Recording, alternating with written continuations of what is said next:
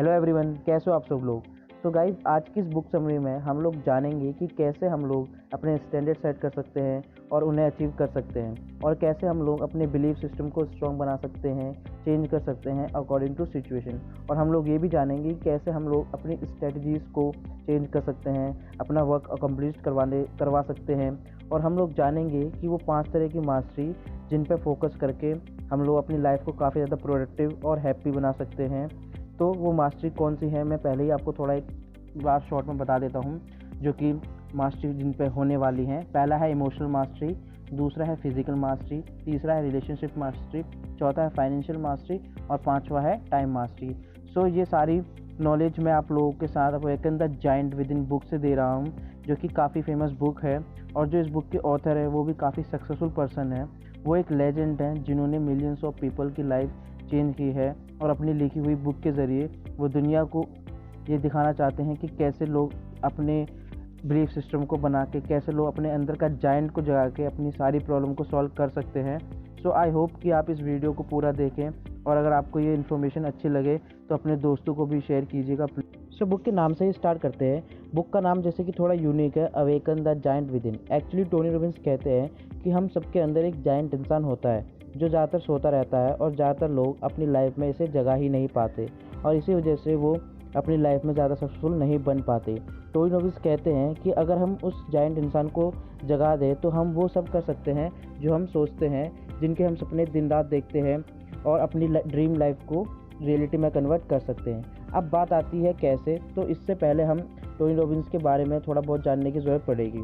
Tony Robbins एक मामूली से सिक्योरिटी गार्ड थे, और वो कुछ बड़ा करना चाहते थे। वो बचपन से ही काफ़ी बड़े बड़े सपने देखते थे, लेकिन कुछ बैड हैबिट्स और बेकार लाइफस्टाइल की वजह से वो अपनी ड्रीम लाइफ फुलफिल नहीं कर पा रहे थे। एक दिन उन्होंने फैसला किया कि अब वो अपनी ड्रीम लाइफ जिएंगे, और उनकी ये कमिटमेंट इतनी स्ट्रांग थी कि 12 साल के अंदर अंदर वो लाखों करोड़ लोगों के लिए एक आइडल बन चुके थे। उनकी लिखी हुई किताबें लोगों को सक्सेसफुल बना रही थी, लोगों की प्रॉब्लम सॉल्व कर रही थी, और लोग उनके देखने के लिए, उनसे बात करने के लिए पागल थे। एक दिन वो अपने इवेंट के लिए अपने प्राइवेट हेलीकॉप्टर से जा रहे थे, और जब उन्होंने नीचे देखा तो रोड में काफ़ी ट्रैफिक था, बहुत ज़्यादा लेवल पर क्राउड जमा हो रखा था। तब टोनी रॉबिन्स ने विश किया कि जो भी लोग उनके इवेंट में आ रहे हैं उन्हें कोई दिक्कत ना हो, उन्हें कोई प्रॉब्लम ना हो, और वो लोग ईजिली पहुँच जाएँ। लेकिन जब वो इवेंट में पहुँचे तो उन्हें पता चला कि वो सभी लोग उनके इवेंट के लिए ही आ रहे थे। टोनी रॉबिन्स और उनकी टीम विश कर रही थी कि सिर्फ 2000 लोग ही उनके इवेंट्स में आएंगे, और ऑडिटोरियम में सिर्फ 5000 लोग ही आ सकते थे। लेकिन यहाँ 7000 का क्राउड टोनी रॉबिन्स का वेट कर रहा था। लोग खुश थे, एक्साइटेड थे, और टोनी से मिलना चाहते थे, उन्हें हग करना चाहते थे। और इस टाइम टोनी अपनी ड्रीम लाइफ जी रहे थे। उन्होंने जो सोचा था वो उन्हें सामने दिख रहा था। और ये सब टोनी ने कैसे किया, हम इस वीडियो में जानने की कोशिश करेंगे। तो आज की इस वीडियो में हम कुछ टॉपिक्स कवर करेंगे जिन्हें आप भी अपनी लाइफ में अप्लाई करके अपनी ड्रीम लाइफ जी सकते हैं। सो टॉपिक नंबर 1 है dream of destiny. Dream of destiny के अंदर ऑथर हमें ये समझाने की कोशिश कर रहे हैं कि कैसे हम लोग अपने ड्रीम को अपनी डेस्टिनी के साथ कनेक्ट कर सकते हैं। तो इसके अंदर सबसे पहले टोनी बताते हैं कि अगर हम लोग लगातार अपना फोकस किसी एक पर्टिकुलर एरिया को इम्प्रूव करने में लगाते हैं, और वो भी हर बार एक यूनिक टेक्निक अपनाकर, तो मोस्ट ऑफ द चांसेस हैं कि हम लोग उस काम में काफ़ी ज़्यादा सक्सेस मिलेगी। बट ज़्यादातर लोगों की प्रॉब्लम यही है, वो बस 1-2 बार कोशिश करते हैं, अपने टारगेट को चेंज कर देते हैं। लेकिन टोनी हमें बताते हैं कि हमें टारगेट को नहीं, अपने टेक्निक को चेंज करने की ज़रूरत है, और जो ऐसा करता है वो अपनी लाइफ में एक इमीडिएट कंट्रोल रख पाता है। और इसके कुछ स्टेप हैं, और स्टेप नंबर 1 है रेज योर स्टैंडर्ड। जब भी हम लोग अपनी लाइफ में कुछ चेंज करना चाहते हैं तो सबसे पहला स्टेप ये होना चाहिए कि हम लोग एक स्टैंडर्ड सेट करें। फॉर एग्जांपल, अगर कोई इंसान अपना वेट कम करना चाहता है तो ये नहीं कि बस दिन रात वर्कआउट करता रहे या डाइटिंग करना स्टार्ट कर दे। सबसे पहले उसे अपने लिए एक स्टैंडर्ड सेट करना चाहिए कि उसे कितने टाइम में कितना वेट कम करना है। फॉर एग्जांपल, अगर किसी इंसान को अपना वेट 80 kg से 65 kg का करना है, तो वो सबसे पहले अपने लिए एक स्टैंडर्ड सेट करे और उसे डिवाइड कर सकता है। फॉर एग्जांपल कि एक मंथ के अंदर उसे सिर्फ 5 kg ही वेट कम करना है, और जब वो ऐसा करेगा तो at the end of the month अगर उसका वेट 5 kg की जगह अगर 4 kg भी कम हुआ होगा तो भी उसे काफ़ी ज़्यादा हैप्पी होगा। और क्योंकि माना कि ये उसका डिसाइडेड टारगेट नहीं था, लेकिन वो अपने टारगेट के काफ़ी ज़्यादा क्लोज है, और ये चीज़ उसे काफ़ी ज़्यादा मोटिवेट करेगी उसके नेक्स्ट टारगेट को अचीव करने के लिए। सेकंड पॉइंट आता है चेंज योर लिमिटिंग बिलीव्स। अगर आप अपने लिए टारगेट सेट कर रहे हैं और आप उन पर ट्रस्ट नहीं कर रहे, उन पर बिलीव नहीं कर रहे, तो आप जल्दी ही डिमोटिवेट हो जाएंगे। आपको अपना बिलीव सिस्टम स्ट्रॉन्ग बनाना होगा। बहुत ज़रूरी है कि आप अपने लिए ऐसे बिलीव सेट करें जिससे कि आप अपने गोल्स को काफ़ी ज़्यादा ईजिली अचीव कर पाएँ। इसके लिए आप मेडिटेशन कर सकते हैं, योगा क्लासेस ज्वाइन कर सकते हैं, और भी बहुत कुछ है जो कि आप कर सकते हैं अपने बिलीव सिस्टम को स्ट्रॉन्ग बनाने के लिए। अब स्टेप नंबर 3 आता है चेंज योर स्ट्रेटजी।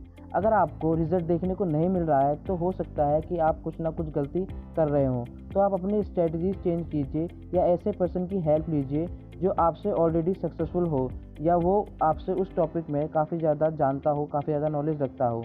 ये आपको हेल्प करेगा आपके गोल को अचीव करने में। काफ़ी ज़्यादा हेल्पफुल साबित हो सकता है ये स्टेप, क्योंकि जब आप ऐसे इंसान की हेल्प लेते हैं जो कि आपसे ज़्यादा जानता है आपके उस टॉपिक के बारे में, उस फील्ड के बारे में, तो होपफुली वो अपना बेस्ट, अपना एक्सपीरियंस आपको शेयर करता है जो कि आपके लॉन्ग टर्म के लिए काफ़ी ज़्यादा हेल्पफुल रहता है। सो फाइनली चेंज और स्ट्रेटजी के अंदर हमें कुछ मास्टरी पॉइंट समझने होंगे जिनके सपोर्ट से हम ये सारे काम कर सकते हैं। सो पहला मास्टरी है इमोशनल मास्टरी। इमोशनल मास्टरी के एग्जाम्पल से ऑथर हमें ये समझाना चाहते हैं कि कोई भी काम करने से पहले ये जानने की ज़रूरत है कि वो काम हम क्यों कर रहे हैं, वो हमारे लिए सही है या नहीं। बिकॉज जो भी हम एक्शंस लेंगे उससे हमारी लाइफ में चेंजेस तो होंगे ही होंगे। So firstly find your Y. So जब आपको पता चल जाए कि आपको वो काम क्यों करना है and you really want to do, so फिर ज़्यादा टाइम वेस्ट ना करके सीधे काम पर फोकस करना चाहिए। सो सेकंड मास्टरी आती है फिजिकल मास्टरी। हम सबके अपने अपने ड्रीम्स होते हैं कि हमें एक ऐसी लाइफ चाहिए, हमें एक वैसी लाइफ चाहिए, लेकिन मोस्ट ऑफ द पर्सन इस फैक्टर को काफ़ी इग्नोर करते हैं और अगर इस पर ध्यान भी देते हैं तो वो इसे अपनी लाइफ में अप्लाई नहीं कर पाते, जस्ट बिकॉज ऑफ अपने बैड लाइफस्टाइल की वजह से या फिर अपने लेजीनेस की वजह से या फिर प्रोक्रास्टिनेशन की वजह से। लेकिन ये एक बहुत बड़ा फैक्टर है जिस पर हम लोगों को ध्यान देना चाहिए और उस पर मेहनत करनी चाहिए, क्योंकि अगर हम लोग वो सब अचीव भी कर लें जो हम एक्चुअल अपनी लाइफ में अचीव करना चाहते हैं, तो क्या गारंटी है कि वो सक्सेस, वो गोल्स हमें उतना ही इन्जॉयमेंट, उतनी ही खुशी देगा जितनी हमें अभी लग रही है। क्योंकि अगर हम हेल्दी नहीं होंगे, अगर हम फिजिकल फिटनेस ही अंदर हमारी एनर्जी नहीं होगी जो कि उस मोमेंट को हमें जीने में मदद करेगी, तो उस सक्सेस, उस गोल को अचीव करने का कोई फ़ायदा ही नहीं होगा। और ना फिजिकली फिट बनना ना सिर्फ हमारे लिए लॉन्ग लाइफ के लिए ही अच्छा नहीं है, इनफैक्ट वो हमारे पूरे प्रोसेस को जीने में एक हेल्प करता है।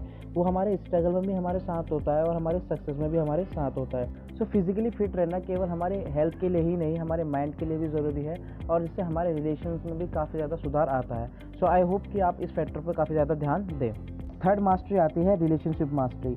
मोस्ट ऑफ द पर्सन बहुत सी बार जाने अनजाने में ये गलती कर देते हैं। वो अपने ड्रीम्स और गोल्स के पीछे इतने पागल हो जाते हैं कि अपने रिलेशंस को इम्पोर्टेंस नहीं देते।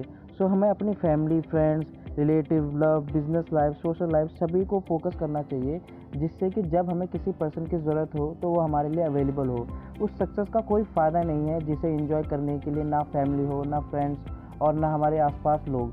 सो हम एक सोशल क्रिएचर हैं और हमें हमेशा अपने आसपास लोग चाहिए जिनसे हम अपनी फीलिंग शेयर कर सकें, अपनी सारी बातें उन्हें बता सकें, उन्हें अपनी सक्सेस स्टोरी, उन्हें अपनी फेलियर स्टोरी सब उन्हें बता सकें, उनके साथ शेयर कर सकें। सो ये बहुत बड़ा फैक्टर है कि हमें हमेशा लोगों के साथ जुड़ा रहना चाहिए। ये हम लोगों को ज़्यादा सक्सेसफुल बनाता है और ज़्यादा हमारी लाइफ में एक हैप्पीनेस फील करवाता। और एक रिसर्च के दौरान ये भी पता चला है कि इमोशनल लोग अपनी लाइफ में ज़्यादा ग्रो कर पाते हैं, ज़्यादा सक्सेस अचीव कर पाते हैं as compare to practical thinking वाले पर्सन से, क्योंकि वो जो भी काम करते हैं इमोशन से करते हैं और इमोशंस की शक्ति काफ़ी ज़्यादा होती है as compare to logical thinking.